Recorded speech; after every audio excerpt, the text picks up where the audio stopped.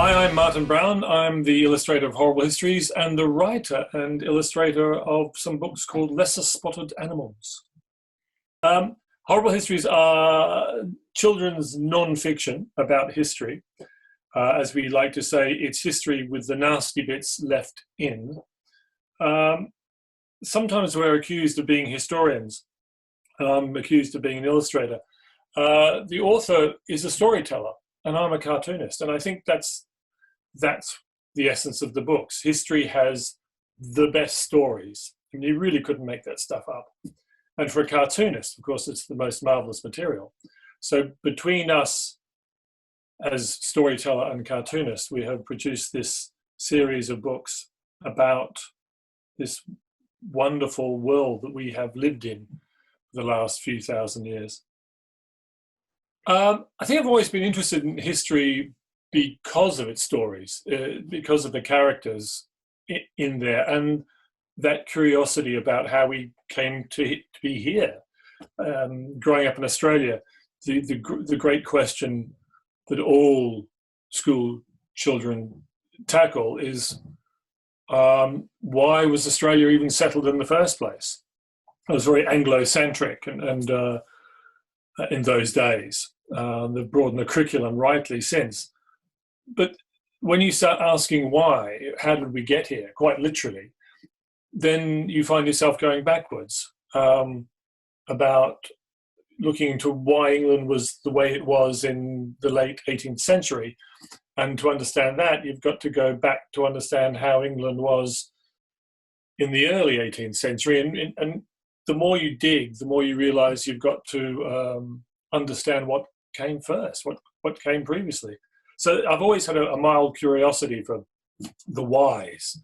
I mean, it probably comes from when I was tiny and loved dinosaurs. I mean, as soon as everyone loves dinosaurs, and you start thinking how and why and where and all those questions. And history is all about that.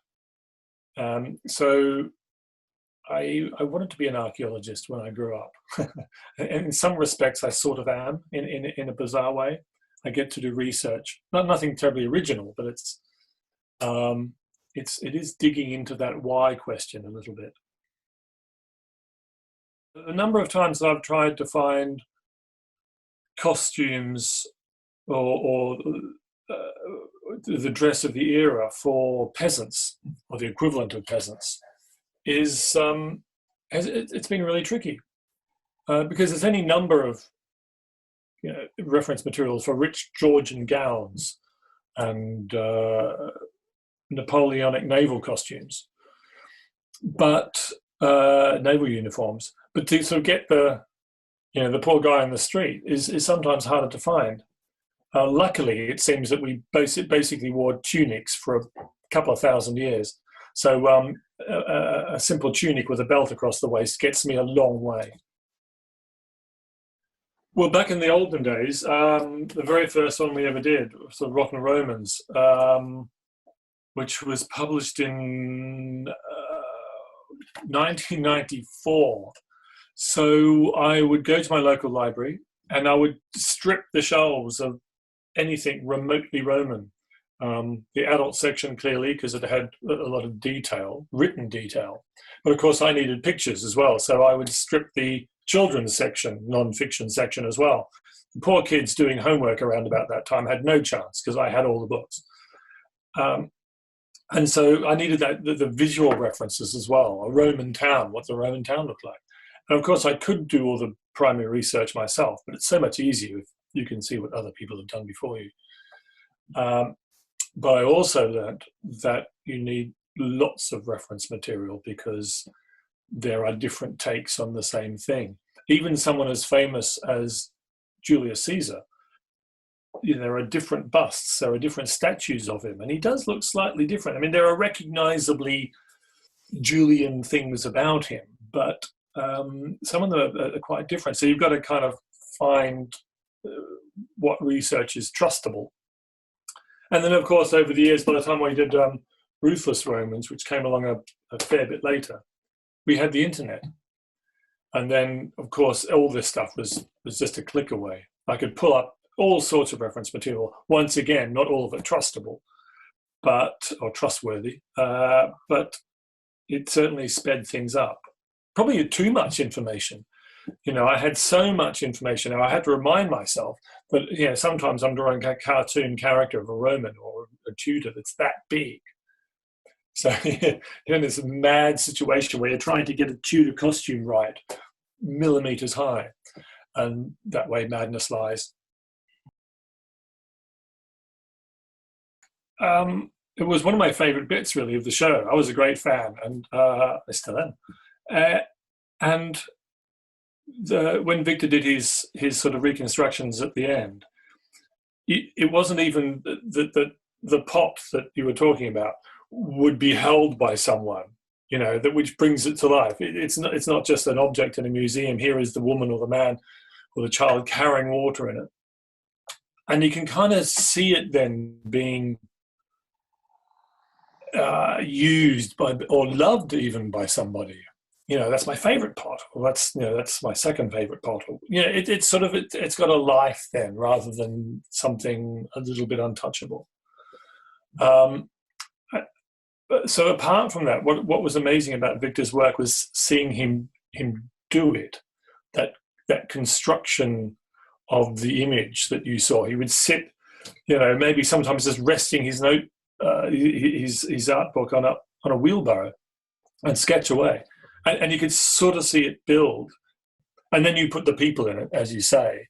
And then it's not just a house and a field, it's someone's home.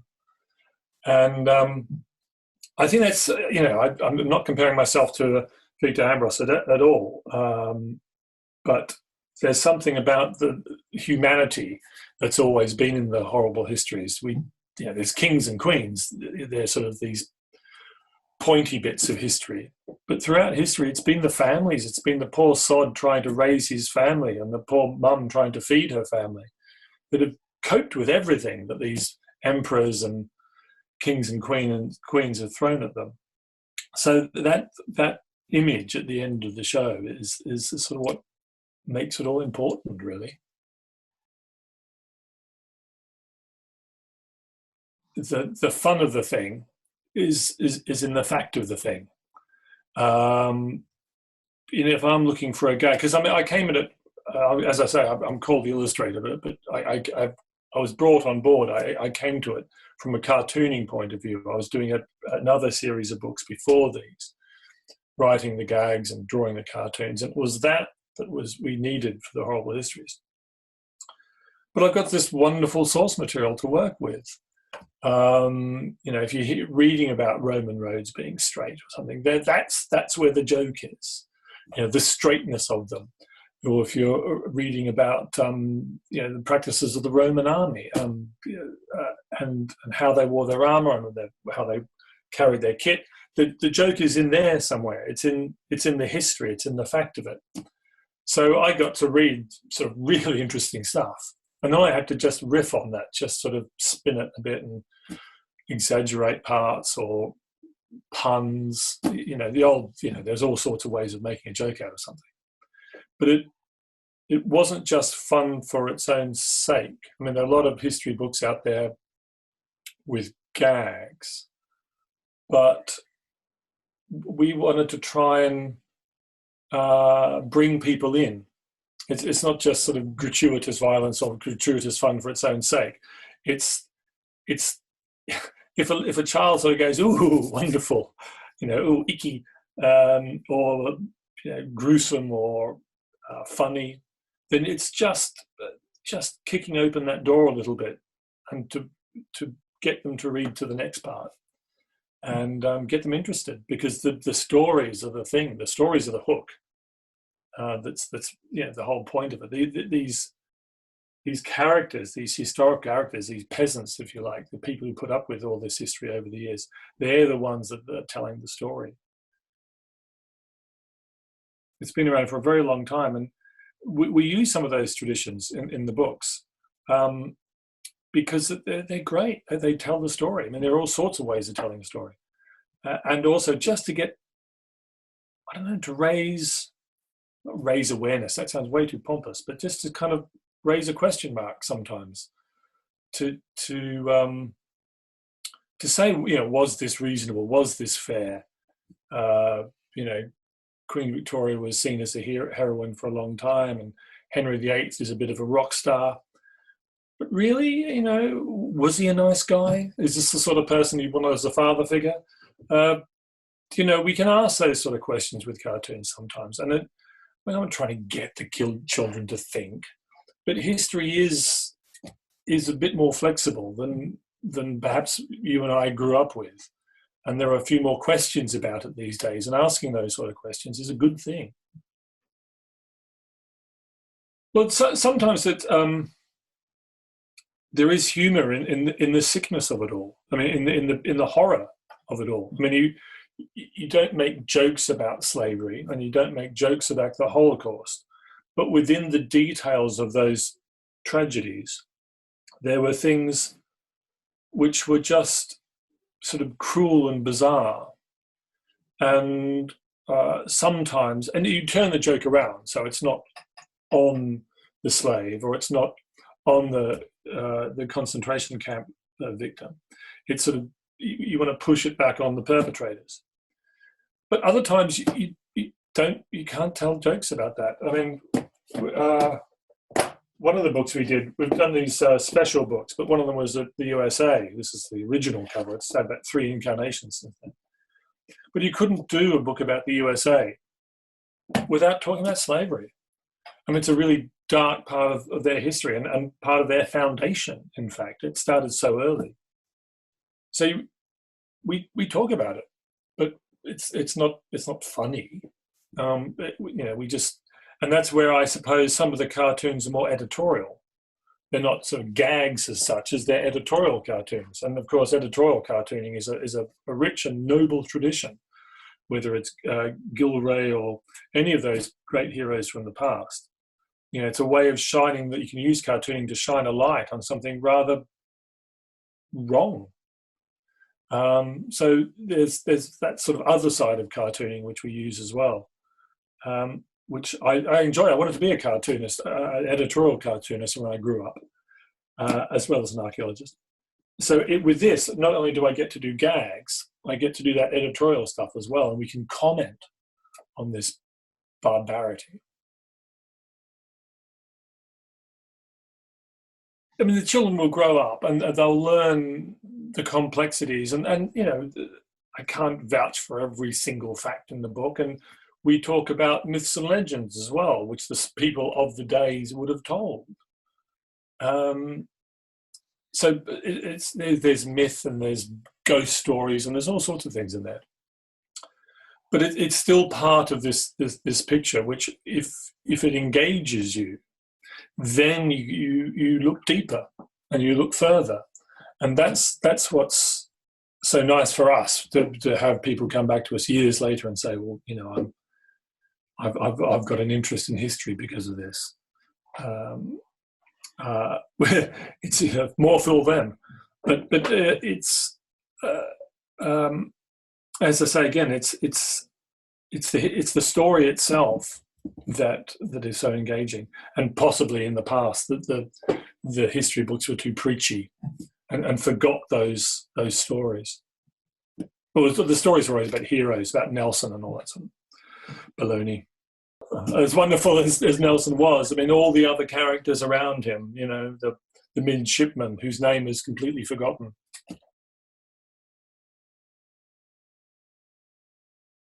Just up the top of the road is an Iron Age fort called Badbury Rings. And we live just off the road straight down from Badbury Rings. I say straight down because it was a Roman road. And it crosses the river. Our village is on the Stour. And the Roman road crosses it at some point. No one's really investigated it. This is what I'd love to do one day, because there are a lot of question marks around here. This was a big settlement. Just up the road, just towards Badbury Rings, there's a slight rise.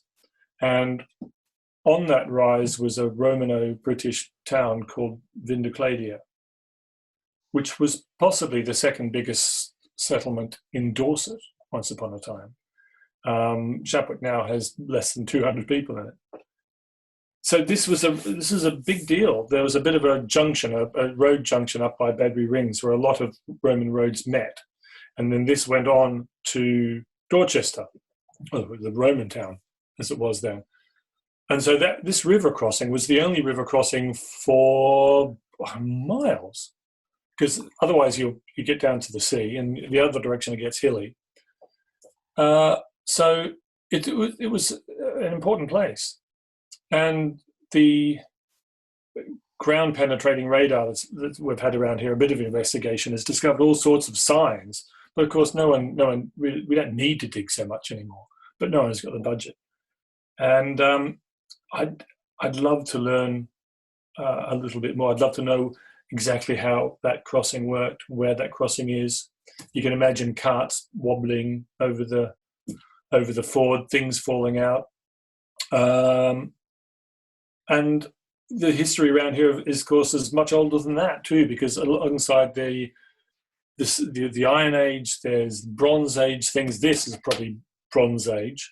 So they still used old technology when they had the new stuff, as we still do. And then, there's Neolithic as well, not far from me. There's Hambledon Hill, which is Iron Age on one part and Neolithic on the other. And it's just this little flint bit here I found about 2 fields away, just walking the dog up a track going across, and it's sort of worthless, but it's sort of neat to think that someone a good few thousand years ago made that for a purpose. So it's got a long history here, and I guess that's kind of neat. Australian Anglo-Saxon history is only a couple of hundred years old, whereas the indigenous history is possibly 60,000 years old, which is extraordinary. I mean, you think that the current bunch of humans have only been in the UK, or what became the UK, about 10,000 years. And while we were scrabbling around in the mud here, the Aborigines were already established down in Australia. It's these timescales which are so fascinating, and then you sort of pick up something that proves it. So Dorset's pretty wild. It's all here, and it sort of makes it quite real. When I can walk down to the pub down a Roman road, it's kind of nice. Australia's too big. See, I'd love to. The north coast is full of mangroves and swamps, and it's all gone. The Aborigines, the indigenous people, arrived 60, possibly earlier, 1,000 years ago.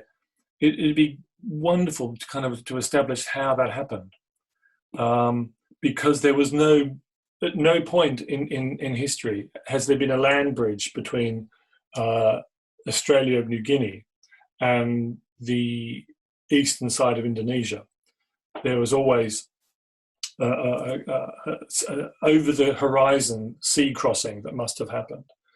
So it would have been, I'd love to find out exactly how those very first people made that crossing, and how, and the technology. They must have been the most technologically advanced people on the planet. The Neanderthals were still in Europe when the original people from Australia made that sea crossing in boats. So it'd be impossible. All that stuff's underwater, under mangroves. It would cost gazillions of pounds. So it is quite fantastical, but that would be extraordinary.